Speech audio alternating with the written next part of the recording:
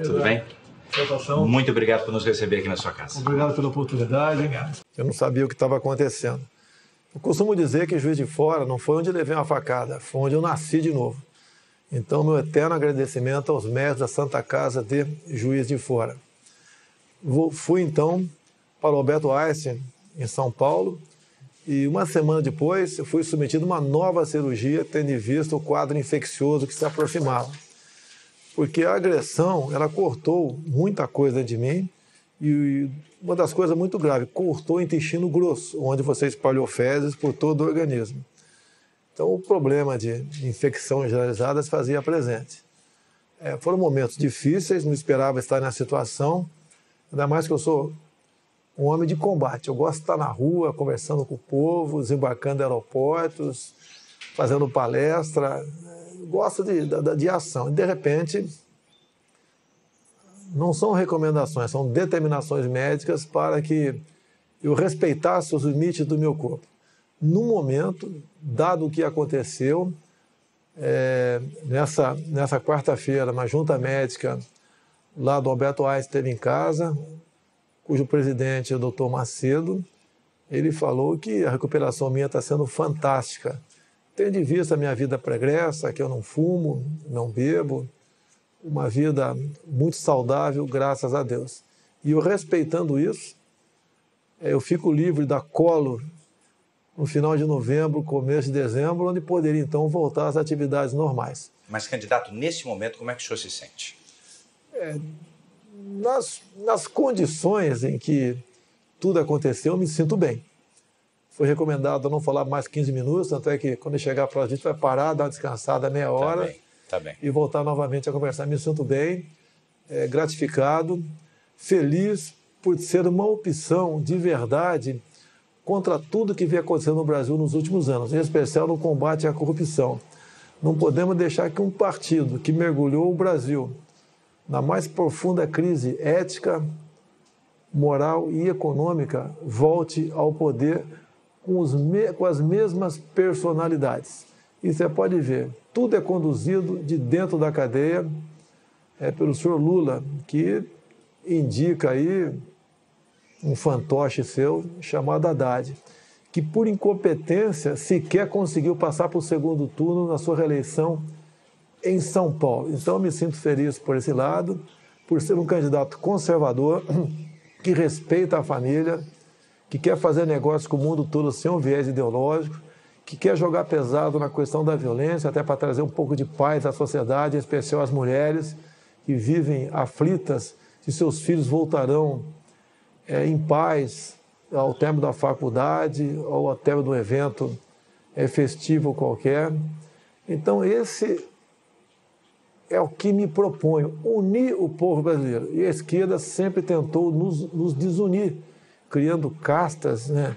Negros contra brancos, nordestinos contra sulistas, ricos contra pobres, filhos contra os pais, na lei da palmada. Um pai não pode corrigir um filho. Qual pai quer dar uma palmada no filho? Ninguém quer, mas se você vê obrigado a fazer isso, você tem que fazê-lo. O Estado, que usurpa do momento dessa situação para punir os pais que, porventura, dão tapa no bumbum de um filho.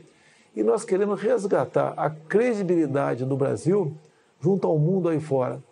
Saí um pouco do Brasil nos últimos meses, estive na Coreia do Sul, Taiwan, Japão, Israel, Estados Unidos, e é difícil, mesmo não sendo empresário, ser recebido com o manto da desconfiança. O Brasil, que sempre teve muita credibilidade aí fora, pela alegria do seu povo, pelos contratos, pela palavra, pelo aquilo que nós possuímos de bom aqui no Brasil, tudo isso, ao longo dos últimos 13 anos, foi jogado na lata do lixo.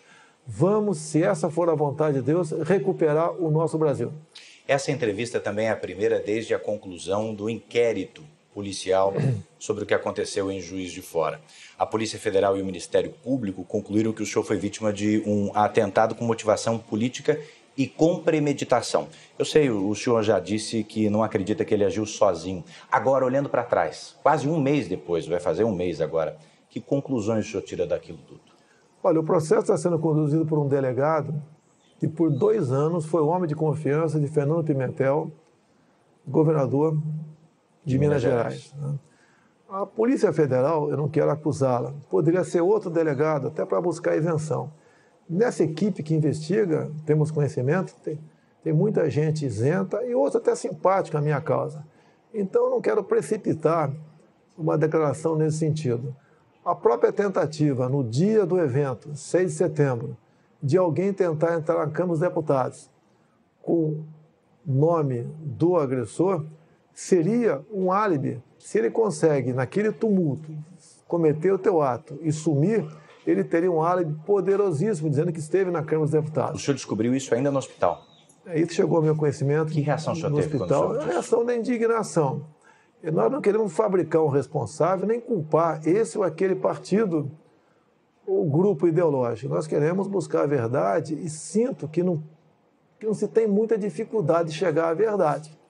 Afinal de contas, um ato como esse não pode partir da cabeça de uma pessoa de forma isolada. Até o seu depoimento foi muito contraditório em vários momentos. A Polícia Civil também faz um trabalho paralelo em Juiz de Fora. E acredito ainda que a Polícia Federal poderá dar uma resposta a isso, porque o inquérito, um encerrou e o outro foi instaurado. Então, espero que brevemente temos uma resposta para isso. A política brasileira não pode escambar para esse lado. Eu sou acusado de disseminar o ódio e quem leva a facada sou eu. Justamente nesse aspecto, na denúncia, os procuradores disseram que esse foi um atentado também à democracia. O senhor que sentiu esse ataque na pele é chamado pelos seus adversários de alguém que não respeita a democracia, não respeita a Constituição. Como é que o senhor responde a essa acusação? Olha, não respeito onde? Dizem que eu ataco negros. Onde você tem um vídeo meu, um áudio atacando negros? O meu sogro é o Paulo Negão. A minha filha tem sangue negro em suas veias. Como pode alguém que integrou o Exército Brasileiro por 17 anos ser racista? Assim como diz que eu ataco mulheres. Onde tem um áudio meu atacando mulheres, a não ser um embate entre eu e a deputada Maria do Rosário, onde ela estava defendendo que um estuprador e homicida menor de idade fosse punido à luz do Estatuto da Criança e do Adolescente. Eu sempre lutei pela diminuição da maioridade penal. Naquele momento, ela me chama de estuprador. Espera aí, o que é isso? Se eu perdi a cabeça, me desculpe, mas a resposta que eu poderia dar para ela, não sou estuprador. E eu sou processado exatamente por causa disso. Um tempo atrás, fui acusado de perseguir nordestinos. Como? Se meu sogro é de Crateús, a minha filha tem sangue nordestino em suas veias. O Brasil é um só povo. Não podemos continuar aceitando a divisão de classe no Brasil, como a que mais nos afeta, que eu sou homofóbico. Quando descobriram, entre aspas, que eu sou homofóbico, descobri em 2010 um plano do governo de, ao combater a homofobia, segundo eles, as escolas do ensino fundamental, ou seja, criancinhas a partir de 6 anos de idade, assistiriam filmes de meninos se beijando, de meninas se acariciando. Qual pai? Mesmo tem pai que é gay, quer isso para o seu filho em sala de aula. Cada um vai se descobrir no futuro e vai levar a sua vida e vai ser feliz. Jamais ofendi e agredi um homossexual. Não sou homofóbico. Esses rótulos jogam para cima de mim porque não pode me chamar de corrupto. É o que eles são. Um dos grandes problemas do Brasil é a corrupção. E não tem como me atacar. Até por ocasião da leitura da ação penal 470 mensalão, o senhor ministro Joaquim Barbosa me cita como o único deputado da base aliada que não foi comprado pelo PT. Há 2 anos trabalhamos com isso dentro da Câmara, via o deputado Onyx Lorenzoni. Nós não podemos, e grande parte do parlamento já concorda com isso, ter líderes partidários que, na verdade, funcionem como líderes sindicais. Não é dessa maneira. Essa semana recebi, via a deputada Tereza Cristina do DEM. Candidato. Opa. Vamos dar uma pausa. Vamos. Quem interrompe a entrevista é o enfermeiro da equipe médica que monitora a recuperação do candidato. Segundo ele, Bolsonaro não deve falar por mais de 10 minutos seguidos para não se cansar. O candidato ainda usa uma bolsa de colostomia para armazenar as fezes, enquanto o intestino é poupado para cicatrizar das diferentes lesões.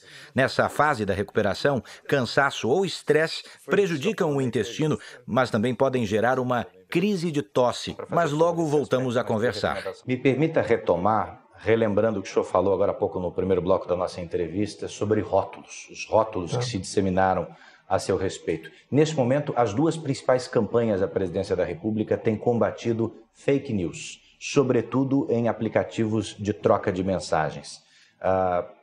Todas as duas campanhas têm sofrido com isso. O que é que o senhor tem feito e como é que o senhor tem combatido essas notícias falsas? Nós temos nas redes sociais que há anos nós alimentamos com verdade. Então temos um exército de seguidores que acredita no que nós postamos.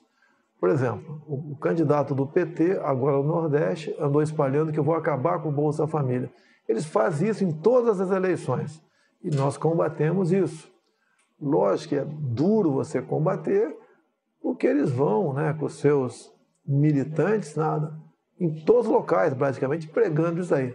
Mas, em grande parte, temos sucesso no combate a esse fake news e queremos acabar com o Bolsa Família. Mas o senhor diria que, pelo outro lado, seguidores seus podem também estar disseminando fake news, notícias falsas? Eu não tenho controle sobre milhões de pessoas que me seguem. Um outro acaba extrapolando. Agora, quando um seguidor meu extrapola, a culpa cai em cima de mim, como se eu fosse um capitão e tivesse uma tropa a meu comando para cumprir exatamente aquilo que eu falo.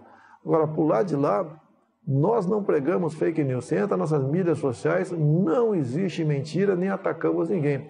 Nessas lives que temos feito às 8h30 da noite, eu tenho pego o plano de governo do PT, documento deles, análise da conjuntura, por exemplo, bem como o caderno de tese do PT em 2015, e mostrando por escrito o que está na página deles. Como, por exemplo, enquanto o Paulo Guedes tem um projeto bastante ousado no tocante à economia, e ele foi claro isso em palestras, dizendo que quem ganha até 5 mínimos não vai pagar imposto de renda.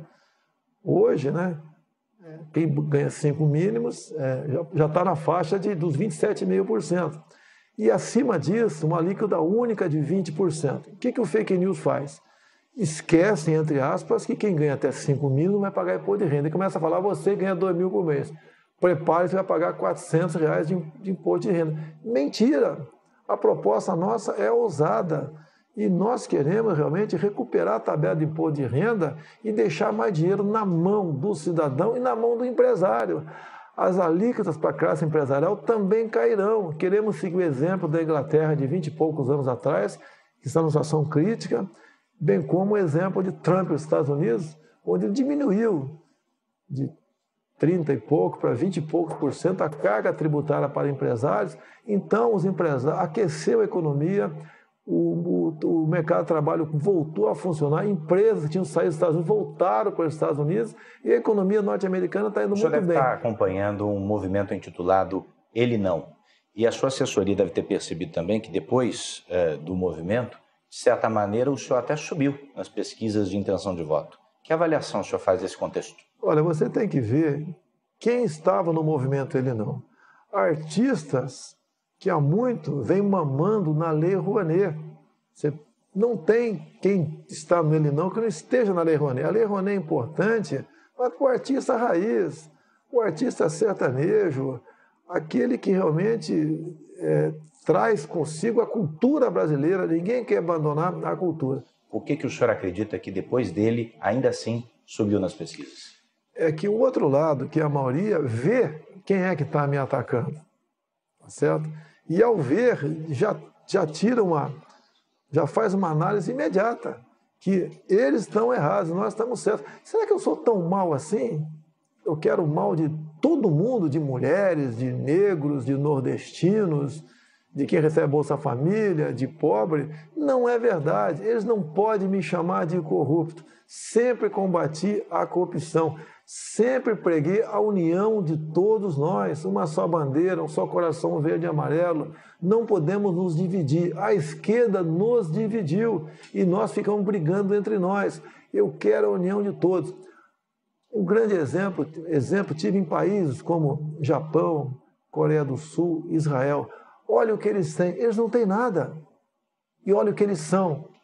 São o primeiro mundo. Agora você vem para o Brasil. Olha o que nós temos tudo. E olha o que nós somos, não somos nada.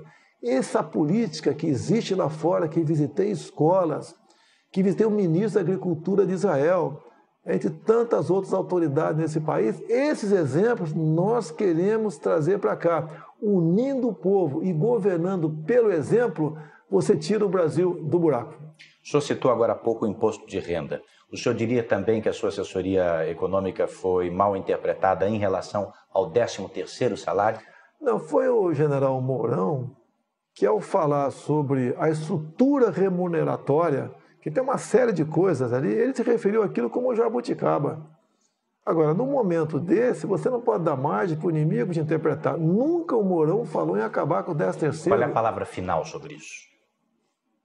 Aproveitaram uma palavra errada dele para dizer que queremos acabar com o 13º. Agora, deixa bem claro, que é um pouquinho mais velho, lembra em 2002, o PT pregou isso, que os parlamentares do então PFL, PP, aqueles partidos todos, queriam acabar com o 13º, fundo de garantia, hora extra, licença gestante, e inventaram isso em cima de um projeto que existia na Câmara, que não era para acabar. Era, por exemplo, você está com um problema financeiro, você procura o teu patrão, ouvir do sindicato, e em vez de cair na mão do agiota ou pegar um empréstimo no banco, o patrão podia adiantar parte do teu 13º.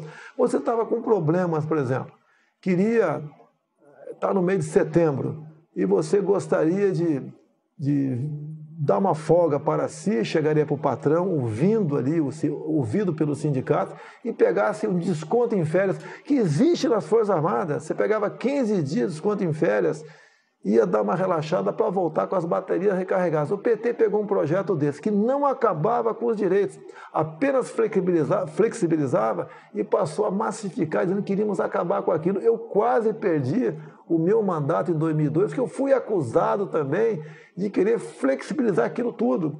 Então o PT usa pequenos detalhes para dizer que eles são realmente o que estão preocupados com os trabalhadores e não os demais.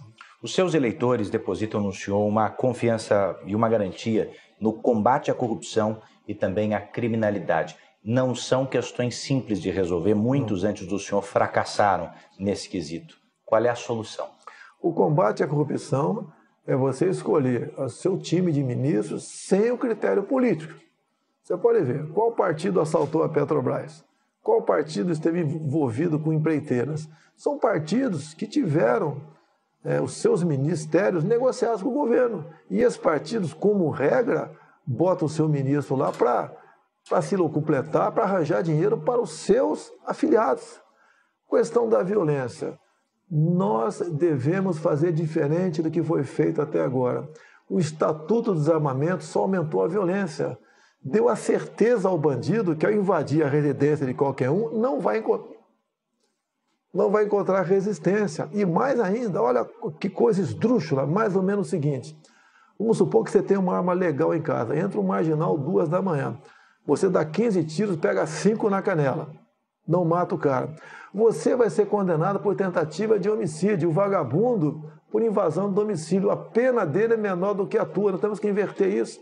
Tem um projeto em Brasília e, como presidente, teríamos menos dificuldade de aprovar. Ou seja, em legítima defesa da vida própria ou de terceiros. Na legítima defesa do patrimônio próprio de terceiro, você responde, mas não tem punição. Isso chama-se retaguarda jurídica, que vale para nós, cidadão de bem, e vale para os agentes de segurança, policiais civis e militares. Não pode um policial militar, após cumprir sua missão, 2, 3 da manhã, trocando tiro com marginal, com um fuzil. Onde tem isso no mundo? Só no Brasil. Ele ser processado que o marginal veio morrer com 4, 5 tiros naquele momento de tensão enorme. Vamos mudar o nosso Código Penal para dar essa retaguarda jurídica para o cidadão de bem e para os policiais. Agindo dessa maneira, tenho certeza que a violência diminuirá. Falando também sobre corrupção, candidato. Mais uma interrupção. Uma nova interrupção na entrevista é feita a pedido da equipe médica. Desta vez, Bolsonaro já demonstra cansaço, porque faz pausas maiores entre as frases. Eu retomo a entrevista falando de corrupção. Candidato, o senhor acabou de falar antes dessa nossa pausa sobre criminalidade, mas também sobre corrupção. A respeito desse segundo assunto, o juiz Sérgio Moro deu publicidade à delação do ex-ministro Antônio Palocci. Que impacto o senhor acredita que essas revelações terão na urna, no voto? Sempre há um impacto. O Palocci, antes mesmo de qualquer delação, ele já vinha colaborando. Ele foi um homem muito próximo do governo. Ele conta as entranhas do poder. Não tem como ele não fugir da verdade. E ele quer colaborar e vem colaborando. Então, parabéns ao Palocci, né? Porque quem não erra como ser humano. E ele tenta, logicamente, diminuir o dano ocasionado em todo o Brasil com suas ações. Ele mesmo disse. Nas últimas campanhas de Dilma Rousseff, gastou-se em torno de R$1,5 bilhão de reais. E quase R$1 bilhão foi Caixa 2. Fala de contratos de publicidade com a Petrobras. Fala um montão de coisa. Agora, a corrupção está colado no PT. Não tem como querer desvincular o que acontece na corrupção do PT. Nós devemos evitar que esse estado de coisa continue no Brasil. O PT não deu certo. É um partido que traiu os trabalhadores, traiu todo mundo. É um partido que tinha um projeto de poder, como o próprio Zé Dirceu disse há pouco. Ele disse, nós vamos assumir o poder, que é diferente de ganhar uma eleição. Ou seja, ele fala também em tirar poderes do Supremo Tribunal Federal. Ele fala, por exemplo, ali, coisas que, se tivesse na minha boca, seria uma explosão no Brasil. Está na boca dele. Nós pensamos e agimos diferentemente do PT. Se o senhor ganhar as eleições, o senhor não terá um projeto de poder? Não pensamos nisso em hipótese nenhuma. Até porque ser presidente do Brasil com tantos problemas, eu sei da responsabilidade, como será a minha vida nesses próximos 4 anos. E o que muitas pessoas dizem, né, que eu posso ser o ponto de inflexão naquilo que acontece aí. Muitos dizem que eu não posso ser um bom presidente, mas é aquele necessário para o momento. Mais grave que a corrupção é a questão ideológica. A gente vê jovens universitários, eu não sei o que tem na cabeça, com ações, com atos que não condiz com aquilo que está se formando. Que, em parte, as nossas universidades não formam alguém para o mercado de trabalho no futuro. Está formando militantes. Devemos acabar com isso. Até hoje, o PT defende o regime de Maduro, como defendia o regime de Chávez. Nós devemos nos afastar da Venezuela. Temos que dar um pé no traseiro do socialismo, no comunismo. Não podemos admitir essa ideologia em nosso Brasil. Será o fim da nossa pátria se o PT conseguir chegar ao poder. Lamento, vou respeitar o resultado das eleições, até porque eu me preparei lá atrás para que tivéssemos uma auditoria por ocasião das eleições. Em 2015 aprovei o voto impresso. Lamento o Supremo ter derrubado com o argumento da senhora Raquel Dodge, dizendo que a impressão do voto comprometia a segurança das eleições. É exatamente o contrário. Mesmo com 5% das sessões com o voto impresso, você teria um retrato no Brasil do que foram as eleições. Procurei o ministro Fux há poucos meses e pedi para ele que pulverizasse pelo Brasil, de acordo com a quantidade de eleitores, estas sessões com o voto impresso. Ele me disse que já havia tomado decisão nesse sentido. Tínhamos tudo para ter uma eleição tranquila. Lamentavelmente, essa interrogação aparece. E o apelo que eu faço àqueles que acreditam em mim: vamos votar, não vamos nos omitir, não vamos votar em branco, não vamos anular o voto. Muito pelo contrário, vamos convencer uma pessoa a votar na gente. O PT, todo mundo já conhece o que é e o que nos espera com o Zé Dirceu voltando ao poder. Comigo, a certeza que vocês terão que eu serei realmente não mais um capitão do Exército, mas um soldado do Brasil a serviço desse povo que merece e tem tudo para ser feliz. Uma última pergunta. Estamos a 3 dias das eleições. O senhor, eu sei, acredita que vence no primeiro turno. Mas se isso não acontecer, quem o senhor acredita que enfrenta num provável segundo turno? Olha, as pesquisas... Todo mundo desconfia no Brasil. O Brasil é um país onde não se acredita em quase nada, infelizmente. Mas vamos partir do princípio que as pesquisas são essas que estão aí. Não fugiremos do candidato do PT.